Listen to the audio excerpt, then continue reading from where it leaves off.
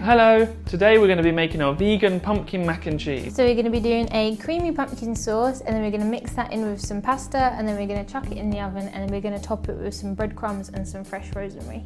And we love this time of year because it's pumpkin season, but if you ain't able to use pumpkin, you can use butternut squash instead. So let's get cracking. So dice and cook the pumpkin in the oven, boil the pasta and crush the garlic.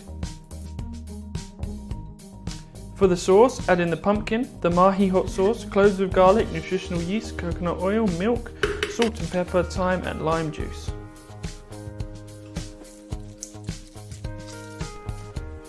So blend all of the ingredients together in the blender, and then when you've done that, pour it all over the cooked pasta. Make sure that it's coated really well, and then transfer that mixture to an oven-proof dish.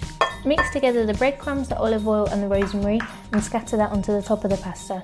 Then bake it in the oven for 15 minutes until it's golden brown, and then it's ready to eat. It tastes so cheesy because of the nutritional yeast. It's super yummy.